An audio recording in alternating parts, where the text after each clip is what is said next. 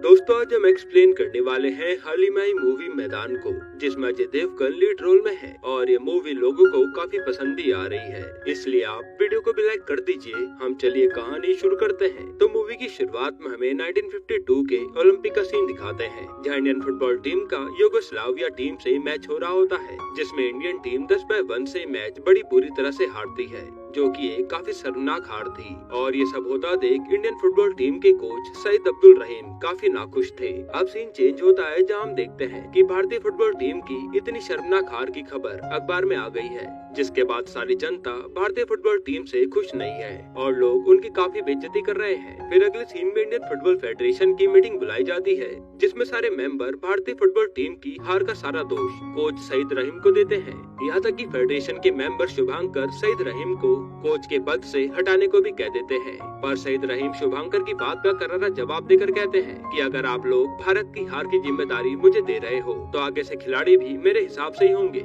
ये कहकर सैयद रहीम वहाँ से चले जाते हैं। दरअसल उस टाइम फुटबॉल में खिलाड़ियों को सिर्फ उनके राज्य के हिसाब से चुना जाता था, जो कि सईद रहीम को बिल्कुल भी पसंद नहीं था। सईद रहीम की इस बात में फेडरेशन के प्रेसिडेंट अंजन साथ देते हैं, क्योंकि उनको पता था कि सईद जो भी कह रहा है फुटबॉल टीम के अच्छे के लिए कह रहा है। अब सईद रहीम हैदराबाद अपने घर जाते हैं, जहाँ में सईद की वाइफ सायरा रहीम को दिखाते हैं, जो कि एक हाउस वाइफ है। सईद के घर में उसकी दादी, एक बेटा और एक बेटी है, जिसमें बेटे का नाम है शाहिद रहीम और उसको भी फुटबॉल खेलना पसंद है। सईद की बीवी सायरा या सईद को सिगरेट छोड़ने को बोलती है, क्योंकि वह बहुत ज्यादा ही सिगरेट पीते थे, पर सईद बोलता है कि सिगरेट छोड़ने में काफी ताकत लगती है, जो कि उसे अपनी टीम बनाने में लगानी है। थोड़ी देर बाद सईद को फोन आता है, जिसमें अंजन बाबू सईद को बोलते हैं कि फेडरेशन ने उनकी सारी बातें मान ली है और सईद को उसके हिसाब से टीम बनाने को कहा है, जिसकी सारी जिम्मेदारी सईद की होगी। तब सईद ये सब सुनकर काफी खुश होता है, क्योंकि उसको तो यही चाहिए था। अगले दिन सईद रहीम अपने एक साथी के साथ फुटबॉल की टीम बनाने के लिए निकल जाता है, जिसके लिए सबसे पहले सईद सिकंदराबाद जाते हैं,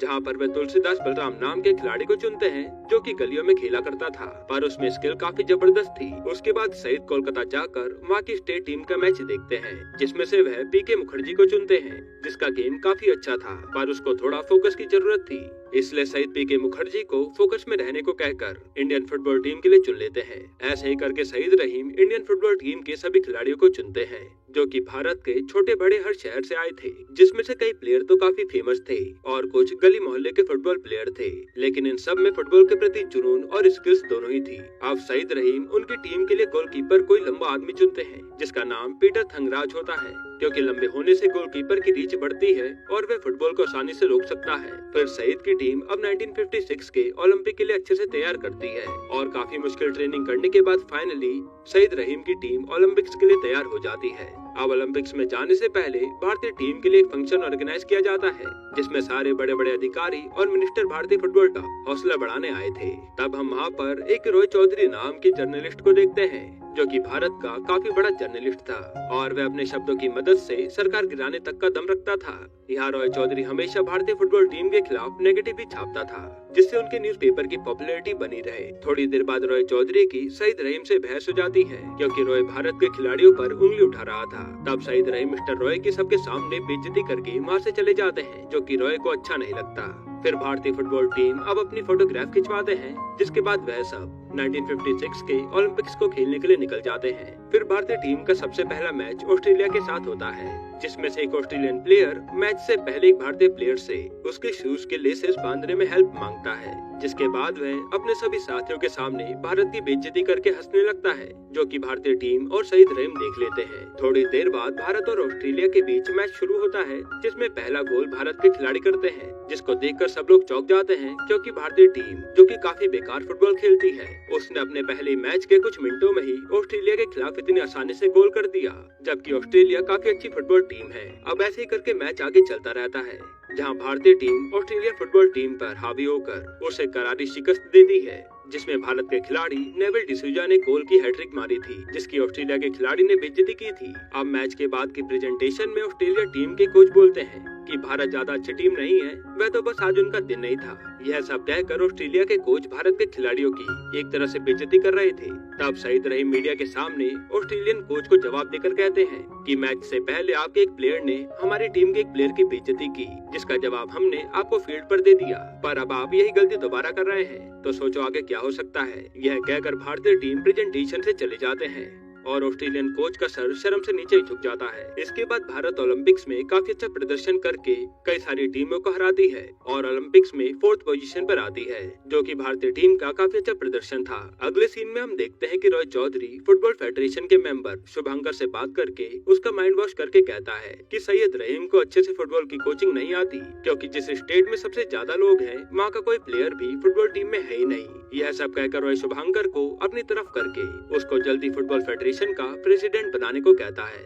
इधर सईद रहीम के घर में उसका बेटा शाहिद भी अपने पापा को फुल टाइम फुटबॉल खेलने को कहता है, जबकि शाहिद की मम्मी चाहती थी कि शाहिद IIT करे, जिससे शाहिद की उसकी माँ से अनबन हो जाती है। फिर सईद अपने बेटे को समझाकर कहते हैं कि तुम्हारी माँ कुछ गलत नहीं कह रही है, पर सईद इनडायरेक्टली अपने बेटे को फुटबॉल खेलने में सपोर्ट करने को कहते हैं। अब हम देखते हैं कि शाहिद भी अपने पापा को साबित करने के लिए अच्छे से फुटबॉल खेलता है और फुटबॉल स्टेट टीम में सेलेक्ट होकर स्टेट चैंपियन जीत जाता है, जिसके बाद शाहिद भी अब भारतीय फुटबॉल टीम में सेलेक्ट हो जाता है।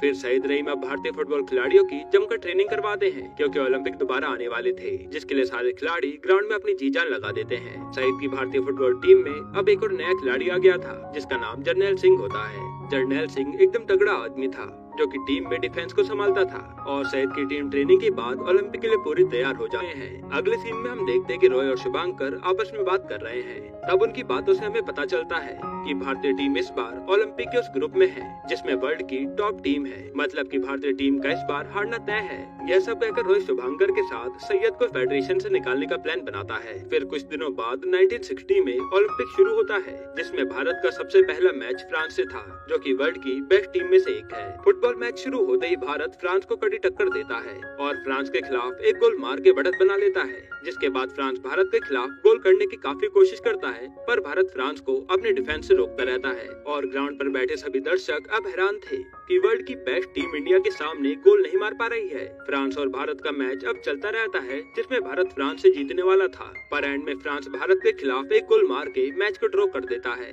यह सब देखकर फुटबॉल मैच को देखने आए लोग भारत की फुटबॉल टीम के लिए तालियां बजाते हैं, क्योंकि भारत ने काफी अच्छा प्रदर्शन किया था, जो कि इंडियन फुटबॉल टीम के लिए गर्व की बात थी। अगले सीन में फुटबॉल फेडरेशन की दोबारा मीटिंग होती है, जिसमें शुभंकर सईद रहीम को घेर लेते हैं, क्योंकि भले ही भारत ने ओलंपिक्स में अच्छा प्रदर्शन किया हो, पर भारत की फुटबॉल टीम पहले राउंड में ही बाहर हो गई थी, जिसका सारा इल्जाम शुभंकर सईद पर लगवाकर उसको भारतीय फुटबॉल कोच के पद से हटवाने के लिए वोटिंग करवा देते हैं, जिसमें लगभग फेडरेशन के सारे मेंबर सईद रहीम के खिलाफ वोट करते हैं और सईद को फेडरेशन से बेइज्जत करके निकाल दिया जाता है, जो कि सईद रहीम को काफी बुरा लगता है। फिर मीटिंग से जाते हुए रॉय सईद को मिलकर कहता है कि कैसा लगा जब फेडरेशन ने तुम्हें लात मार के निकाल दिया, मतलब कि ये सब रॉय चौधरी ने शुभंकर के साथ मिलकर करवाया था। सईद रहीम को अब काफी खांसी होने लगती है, तो वह डॉक्टर को दिखाता है और यहाँ सईद को पता चलता है कि उसको ज्यादा सिगरेट पीने के कारण लंग कैंसर हो गया है और उसके पास अब ज्यादा समय नहीं बचा। यह सुनकर सईद टूट जाता है। फिर सईद अब अपनी वाइफ सायरा को उसके लंग कैंसर के बारे में बताता है, जिससे सईद की वाइफ शॉक में पड़ जाती है। तब सईद अपनी बीवी को बोलता है कि मैं अपना आखिरी समय अपनी फैमिली के साथ हंसी खुशी बिताना चाहता हूँ। अब ऐसे ही करके दिन बीतते रहते हैं और सईद की हालत दिन प्रतिदिन खराब होती जा रही थी। सईद की वाइफ भी समझ गई थी कि सईद का घर में मन नहीं लग रहा है,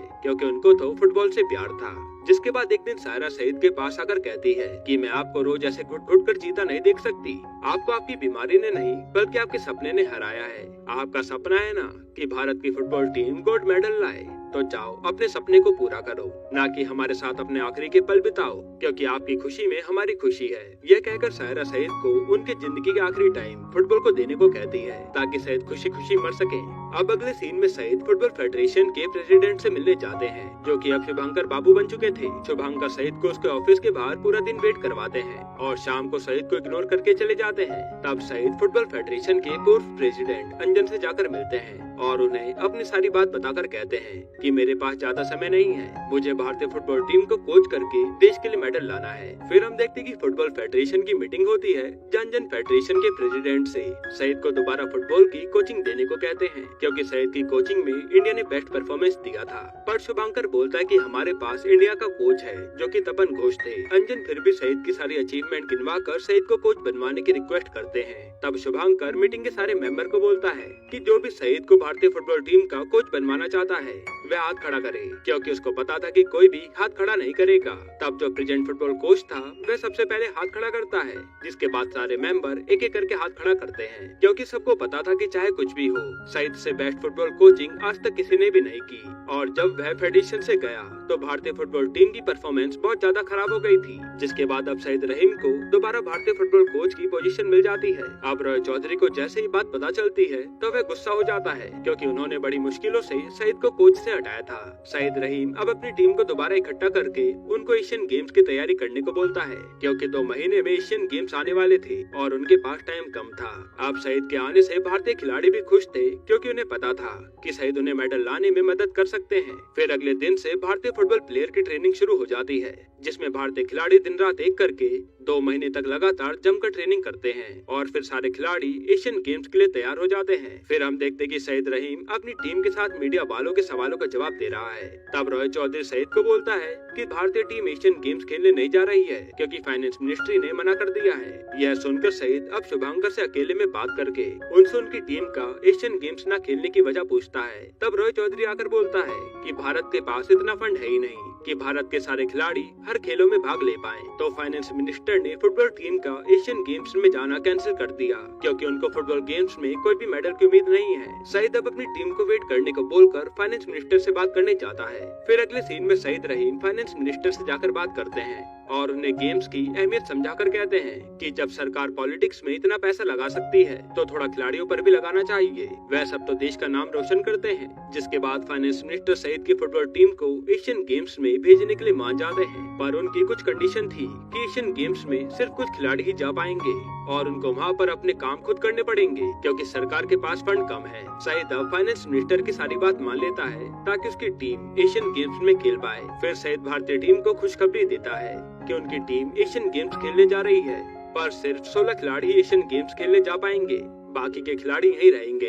अब जो खिलाड़ी एशियन गेम्स खेलने नहीं जा रहे थे उनमें से एक सईद रहीम का बेटा शाहिद भी होता है, जो कि दुखी होने के बजाय खुश था, क्योंकि उसको पता था कि उसके पापा किसी भी खिलाड़ी का गलत नहीं करेंगे।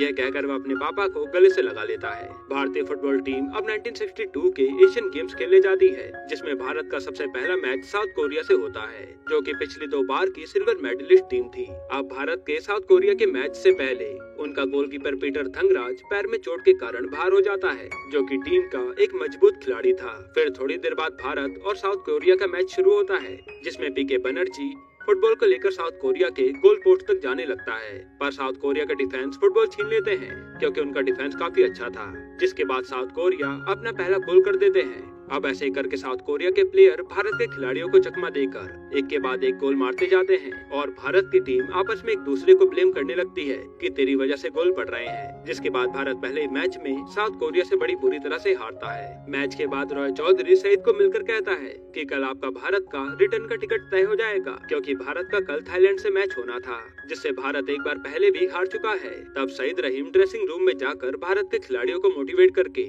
एकजुट होकर खेलने को कहते हैं, क्योंकि सईद को पता था कि भारत के खिलाड़ी अभी भी एशियन गेम्स जीत सकते हैं, बस टीम को थोड़ी यूनिटी और साहस की जरूरत है। अगले सीन में भारत और थाईलैंड का मैच शुरू होता है, जिसमें थाईलैंड शुरू से ही भारत पर अटैक करने लगता है और थाईलैंड के खिलाड़ी भारतीय खिलाड़ियों को घायल करके गोल मारते हैं, पर भारत का गोलकीपर फुटबॉल रोक लेता है। जिसके बाद थाईलैंड की टीम दोबारा गोल के लिए आगे बढ़ती है, पर जर्नैल सिंह बॉल आगे जाने ही नहीं देता। तब थाईलैंड की टीम मैच के बीच में चुपके से जर्नैल सिंह को घायल करके एक गोल कर देते हैं, ताकि भारत की टीम डिफेंस न कर पाए और थाईलैंड टीम गोल करके मैच जीत जाए। अब जर्नैल सिंह के घायल होने के बाद सईद अपनी टीम को बोल देता है कि चाहे कुछ भी हो जाए, मुझे जर्नैल सिंह की चोट का हिसाब चाहिए। जिसके बाद भारतीय टीम भी थाईलैंड के गेम का जवाब होने की तरह देकर अटैकिंग मोड में आ जाती है और लगातार 4 गोल मारकर थाईलैंड को 4-1 से हरा देती है। मतलब कि भारतीय फुटबॉल टीम एशियन गेम्स से बाहर होने से बच गई और क्वार्टर फाइनल में पहुंच गई, जिसमें भारत का मुकाबला जापान से होने वाला था। भारत की फुटबॉल टीम इस शानदार जीत के बाद काफी खुश थी